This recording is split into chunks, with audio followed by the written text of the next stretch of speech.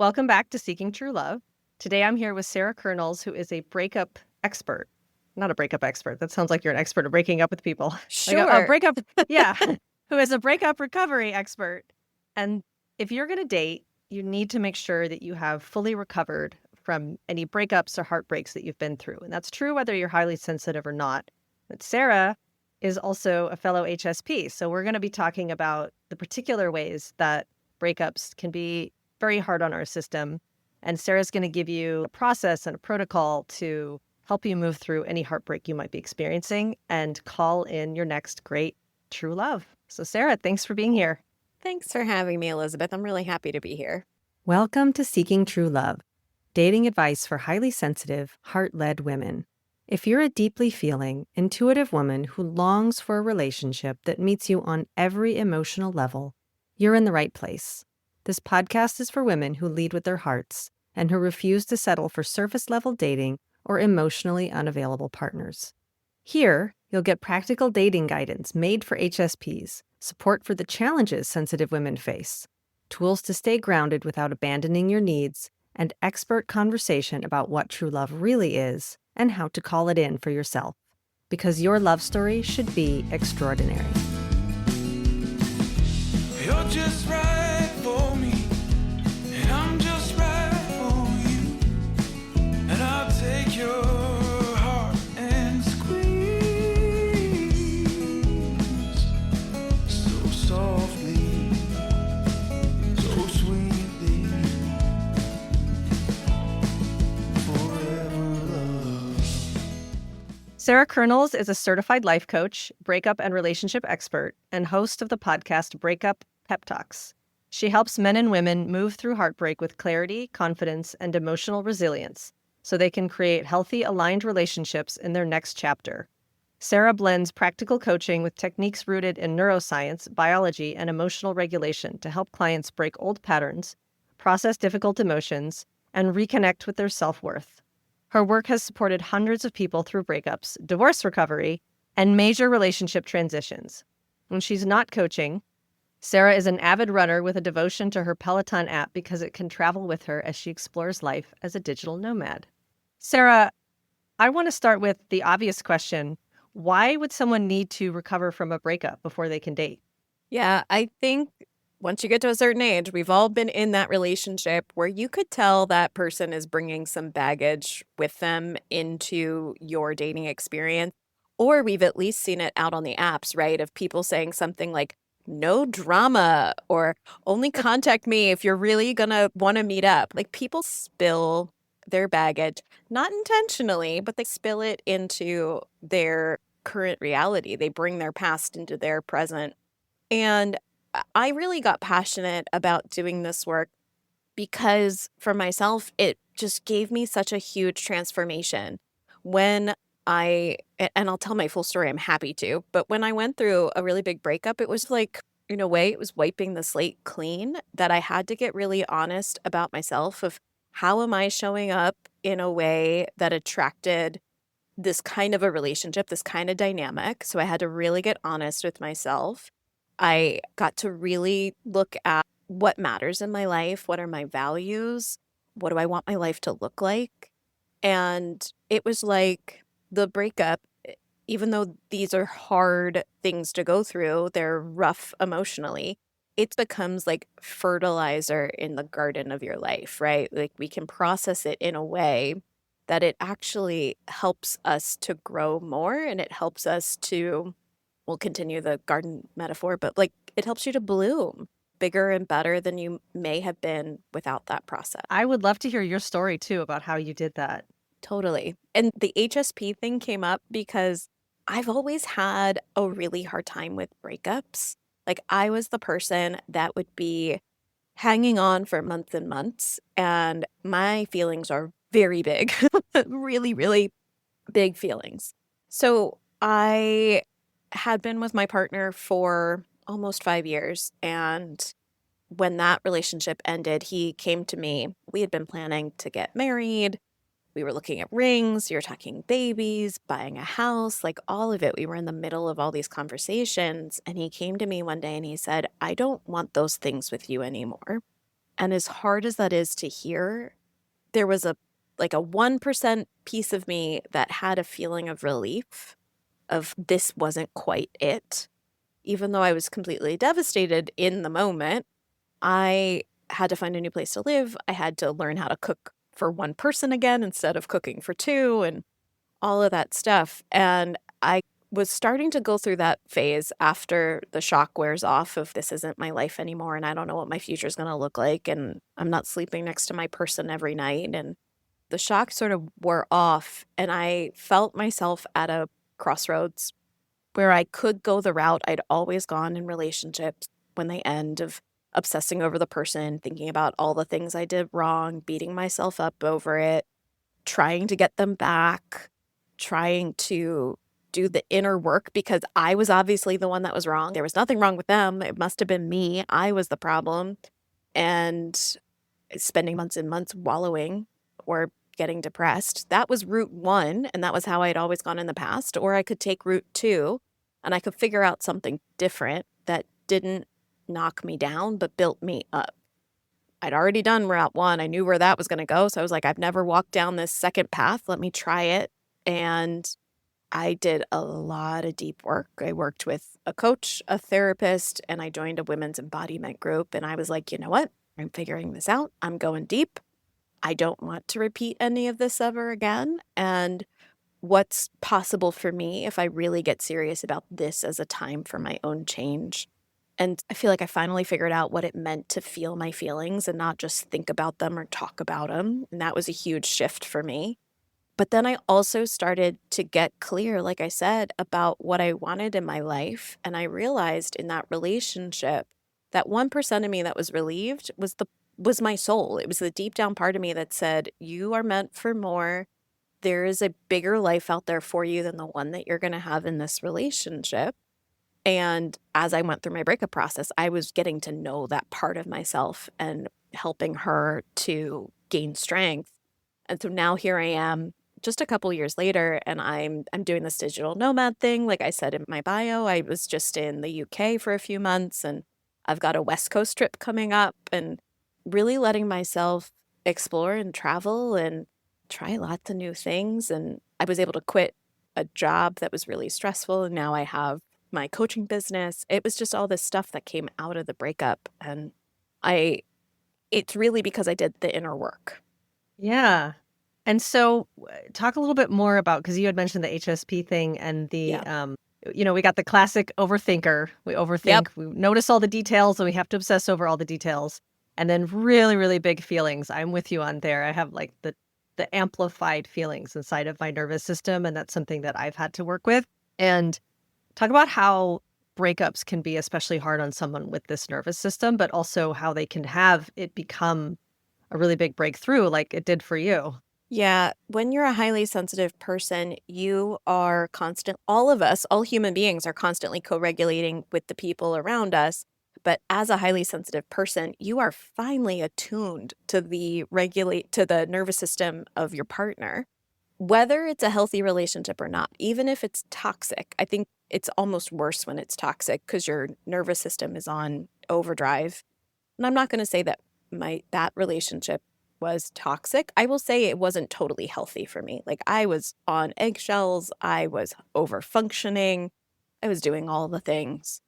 And when that relationship ends, when your relationship ends and you're no longer co-regulating, that person is gone, it is a gigantic void of your system goes into a freak out mode of like, where is the person? Where's that person I am used to co-regulating with, even when it's not healthy? And so this can feel extra upsetting. It's upsetting for all people, but highly sensitive people, it is a huge, it's like a vacuum, like a black hole of I need to fill this, which is why we feel when we're HSP and we're going through a breakup, it feels particularly hard.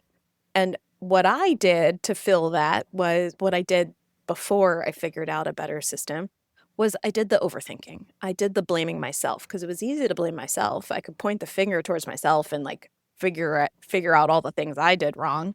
It was actually a lot harder to look at it honestly of where was he not so great? It was just easier to put all the blame on myself and try to logic my way out of it, which turns out that doesn't work so well. You can't think your way out of heartbreak. Yeah, talk a little bit more about the process that you help people go through to really actually recover from a breakup. You Yeah. mentioned feeling your feelings. That's a very important part. Things that I've talked about with clients when I try to assess their readiness, that I'm like, it's okay if you still feel like feelings of love and open-heartedness towards someone. What you don't want is you're either obsessing over them, you're still into them, I want them back, or I'm so angry at them, they were an asshole. Like, so you're on either of those extremes and you're probably not over them. And it's a little different to be like, yeah, whatever, he's hot. He's he's got nice abs. Like you don't have to turn that part of off, but there's like a lack of obsession that needs to happen either in one direction or another. And it sounds like you really help people move through that. So I want to hear more about your process. Yeah. So I define moved on as you're no longer emotionally tied to that person, right? Like you feel like you are in emotional control when it comes to you. If you hear their name, you can rein it back in. You might have a moment of, ooh, that sucks. But you can like catch it and calm yourself down. Like you are no longer emotionally dependent on that relationship or that person. Because no matter, and I want to say this up front for everybody of it, it is a process and it can be possible that you have moved on and you have moments where you still feel love towards that person or you still miss them for certain things or a memory comes up and you have an emotion about it or you see them on a dating app and you're like, oh, that sucks, right? That's still normal. It doesn't mean that you're having a setback and it doesn't mean that you're not over them. What's important is, can you see that reaction in yourself and get yourself back to a regulated place without spinning out? That's what I really look for. And that's what I aim towards when I'm helping people. So my process, like I said, you can't think your way out of heartbreak as much. And I would know. If you could, I would know. I tried for sure. It has to start with your body first. So I always start by reestablishing safety with yourself. I want a person who comes to me to be able to feel like I can come home to myself. And for so many people I talk to, we don't even know what that feels like. So I start there and I start with nervous system regulation because those things that I said, if it feels so big, right? We're not sleeping, we're not eating, we can't focus on anything. When you are in that much of a spin out, we want to bring your nervous system down so that you have some moments where you can actually rest, where you can actually heal. So I always start there, start with the body first. And then I really move into helping people to feel their feelings. What I find most of the time is that we're all really good about thinking about our feelings or saying those things of, I feel like garbage. I feel like I just got thrown out. That's not a feeling. That's a thought. That's a sentence. A feeling is a sensation in your body. Emotions are just energy in motion in your body. And I teach people how we can be with those feelings without having to run from them or numb them with a wine night or CBD or too much Netflix or anything like that. But how do I actually process through a feeling and gain wisdom from it and stop running from it? So that's a big part of it's the second step of what I do with people. The third step is I really start moving into what's your breakup protocol of what are the rules and the guidelines that you are going to set up for your own success of, do you want to go no contact? Do you want, it could be any number of things, right? Like people are really familiar with no contact and that's always something I talk about, but how do you want to talk to yourself through this breakup period? How do you want to be looking towards your future? What do you want to make the breakup mean? A lot of people come to me and they're like, it's a failure. I'm a failure. And that's a good thought to challenge. Does the end of a relationship have to be a failure? And does that feel good to you when you think about it that way? That's actually, I think it's episode 2 because it's the very beginning, but I put out some of my own philosophies on true love, and that was one of them, that it still counts as true love even if the relationship doesn't last forever. Because I think that if you have a belief that it's only true love if the relationship lasts forever, that's a bad thing because then you're going to go your whole life, even if you're experiencing a really long-term relationship where you're together for 50, 60, 70 years, you wouldn't even fully let it in as a true love relationship until you were growing old together. And then it would be like, well, maybe, I don't know, she could still leave me. It's like you're just setting yourself up for so much failure there. I think it's I think it's good to have the philosophy like the love was real, it existed in this amount of time. And I know that that's personally helped me get through a lot of breakups as well, is to say, yeah, this was a true love relationship and now it's over. Yeah, Like, absolutely. yeah. Totally. Yeah. And then the final phase I help people with is creating their future of what do you want your future to look like? And what does it look like for you for your breakup to be the best thing that ever happened? How do we create a future that you're more excited about than the one that you had before? Yeah, you mentioned that you got a clean slate. And I think a lot of people feel that way in breakups, that there is a new identity that needs to occur because you were imagining a future with this person. And you talked about how the nervous system needs to learn regulate again because people in relationships do co-regulate with each other. Yeah. And so then you learn to regulate in a different way. But there's also this clean slate identity shift that happens. And I think it sounds like for you, because you had said how you had to play very small with this guy, that you really didn't get to live your best life. And it sounds to me like that's actually one of the ways that you also help your clients with breakthroughs is to show them where they maybe were not seeing or able to live their best life because of ways Absolutely. that they had to shrink themselves to be in a relationship with whoever they just broke up with. Yeah. And I think there's a lot of good that we can pull from our past relationships, right? Even the worst relationship, there was something good there. You were in it. You were in that Hmm. relationship for a reason. But I also think we can look at where was I not my best self? I think is the best way to put it, because then you don't beat yourself up with that kind of language. Like, where were the parts where maybe I over compromised or where I wasn't showing up my best? And when it comes to looking forward in the future, what do I want that to look like instead? You talked about career advances that you made, and now you're doing all this travel, and that's really great. And I know that a lot of what you do with your clients as well is very similar to what I do with clients, which is figuring out what do you really want in a relationship? How can you make a better one in the future? Yeah, like we don't have to cling to that past relationship if that's my only chance that I'm going to have somebody who makes me laugh that hard. Right. No, what you just did was you discovered a quality in that relationship dynamic or that person that you want to find again. It's not Yeah. unique. Yeah, it's not unique to that person. Yeah, they're not the only comedian in the world.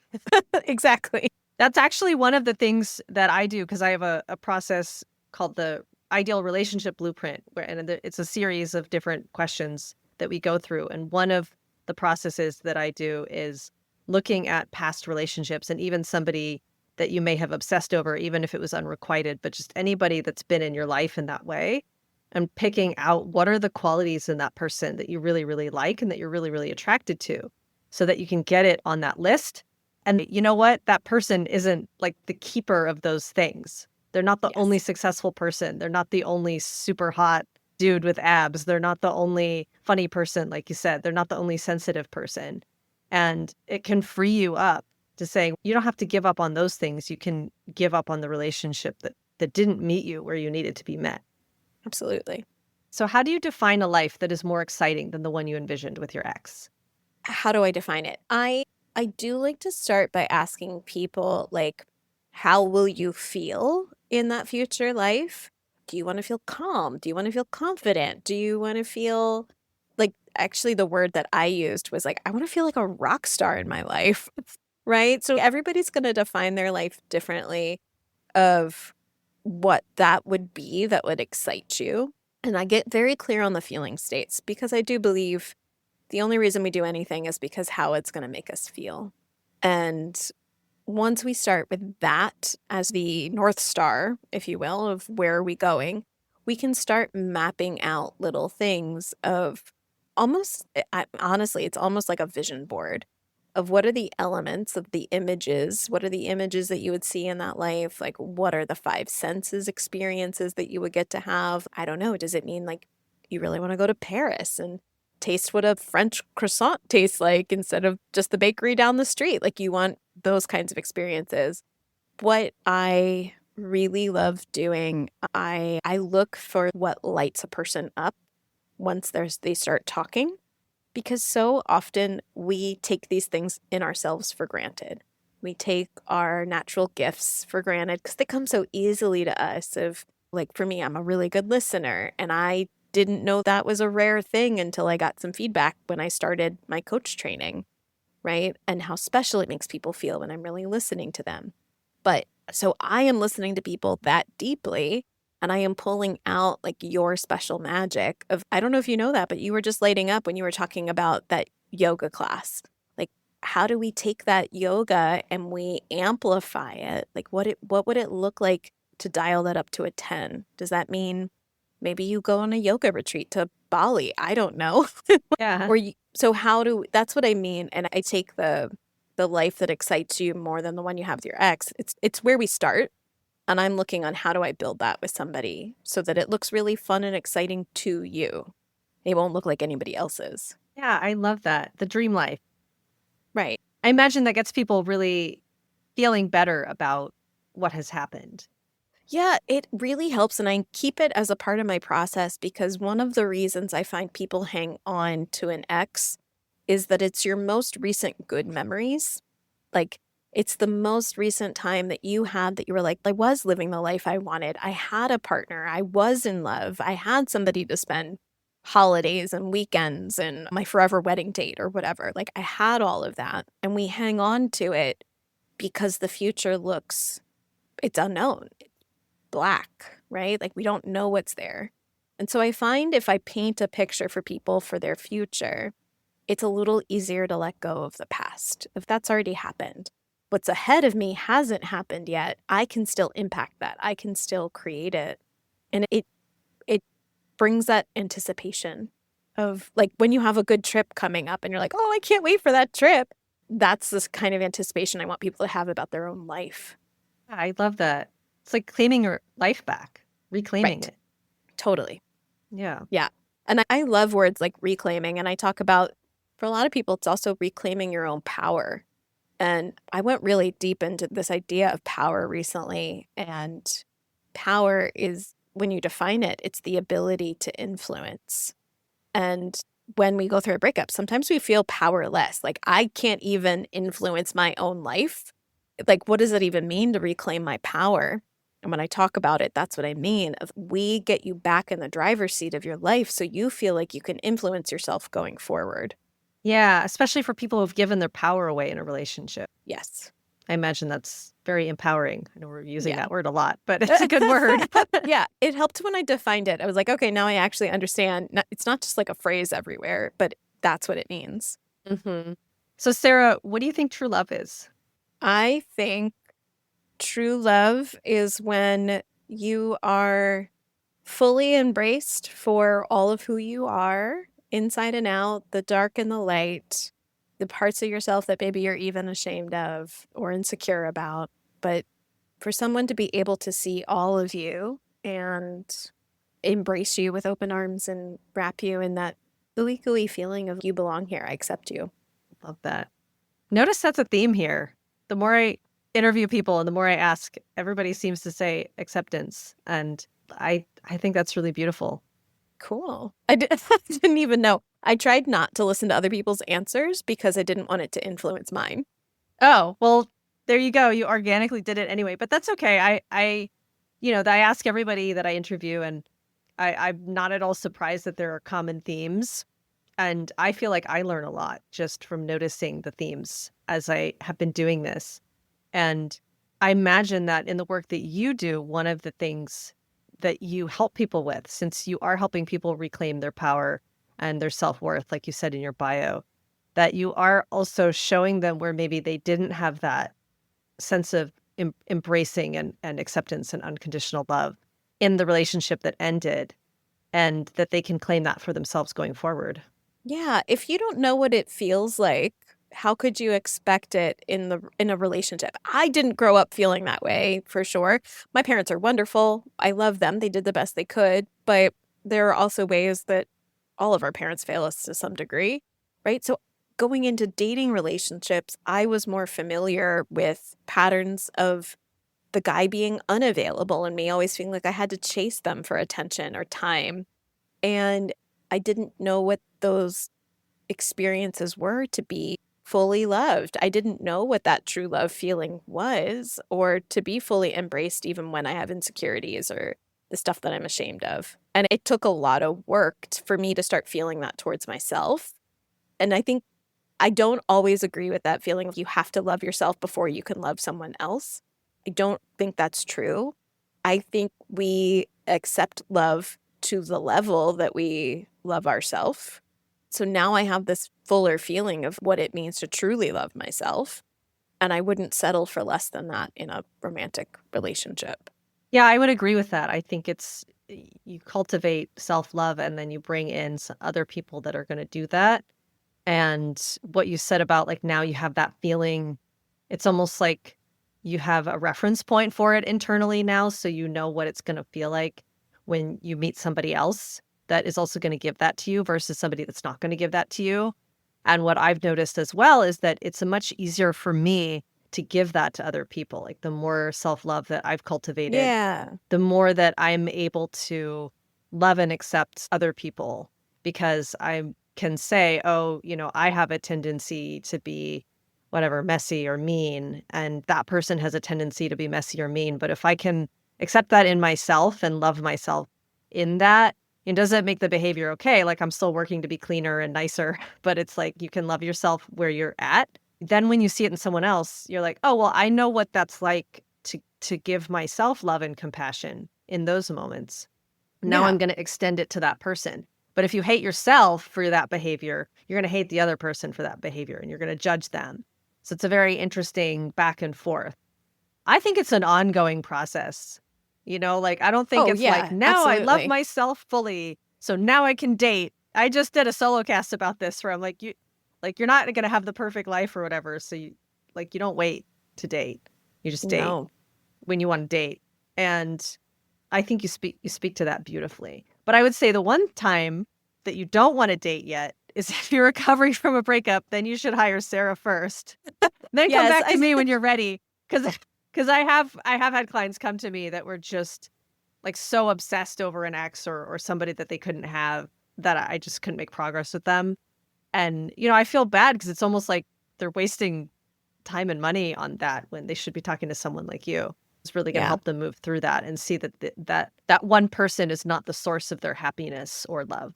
Correct. Absolutely. Yep. I feel like I'm out here being like, please don't I'm knocking on the door of people like, please don't use each other to get over your ex. Please stop using another person to do inner work for yourself.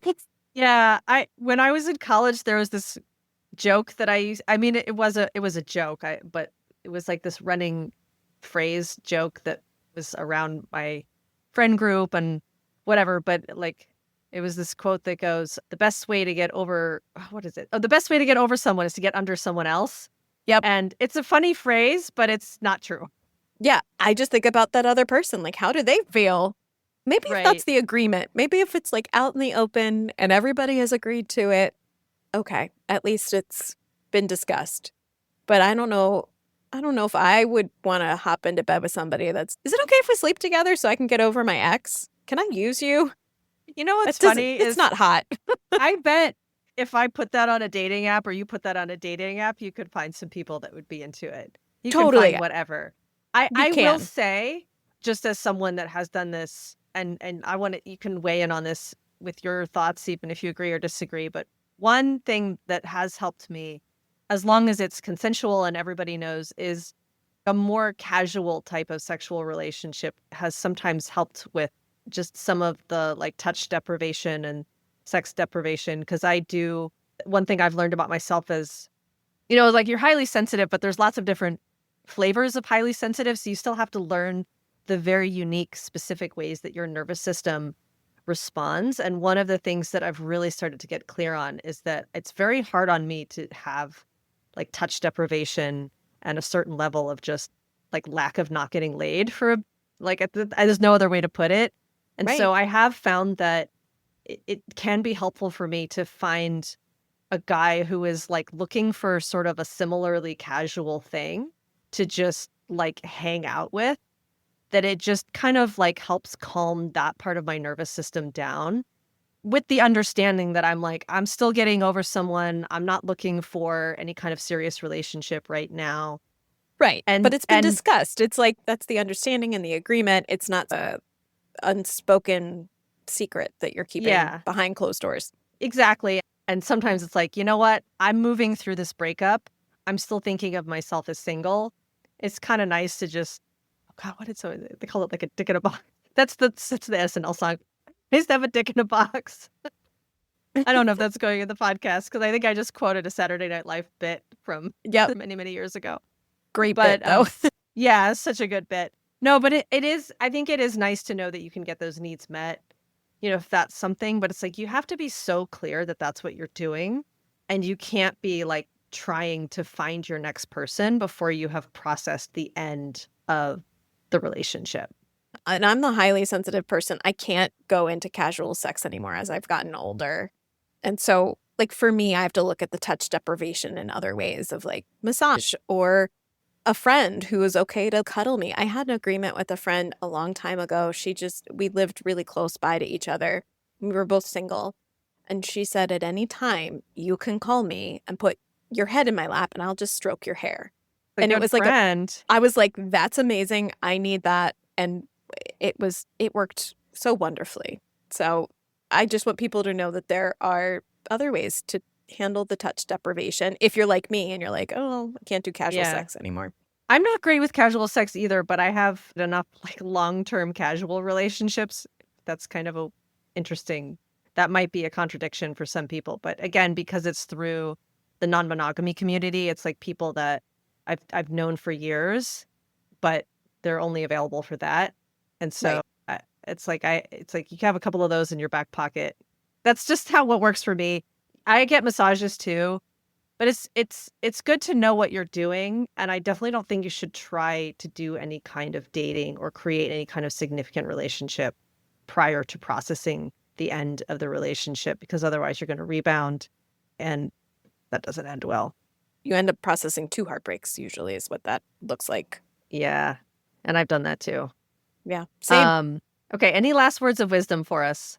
I think what I just want to share as we are wrapping up is that we can be so hard on ourselves. We can be our own worst critic. And I think this is the best time, if you're going through a breakup, to start learning how to be a bit more gentle with yourself. How can I hold myself a little bit more tenderly? How can I take care of my heart in a way that would feel really nurturing and nourishing? And just give yourself full permission to take it as slow as you need to and to be really kind to yourself. Yeah, that's beautiful. That was a breakup pep talk right there. That's what I do. Yeah. Okay, so Sarah has a podcast called Breakup Pep Talks. Some other resources for you as well, and I'm going to put all of those in the show notes. Is there anything in Yes. particular that you want to offer? Yeah, I recorded an audio that's a specific pep talk for people going through a breakup that you can listen and get something really soothing. And it's something you can just listen to on loop because it was something that really helped me in my breakup was having kind voices in my ear telling me it's going to be okay. So I made that for anybody who needs it. And it's at forgetyourexnow.com, but I will give you the link. Yeah, I'm going to put all that in the show notes too, but I got to say that is a great website. Yeah, I'm also like a walking contradiction because I tell people take your time and it does take your heart time to catch up to your head, but I also help people do it really fast. So you can go as slow or as fast as you want. Yeah, highly sensitive people take longer with transitions than the average person. It's, you know, your pace is your pace. I've had breakups where I got over them pretty quickly, and I've had other breakups that took me a really long time, and it just had to do with whatever was going on with me in the moment and how that, you know, and the nature of that relationship. So it's like, instead of putting a timeline on it, I would say do a process that you can complete, like what you teach people. Yep. Well, thank you so much for coming on the podcast today. I'm really excited about this. And please reach out to Sarah. I've got all those resources in the show notes. If you are going through a breakup, any kind of heartache, having trouble getting over an ex, Sarah is here for you. Thank you so much, Elizabeth. Thanks for You're having me. welcome. Yeah, you're welcome.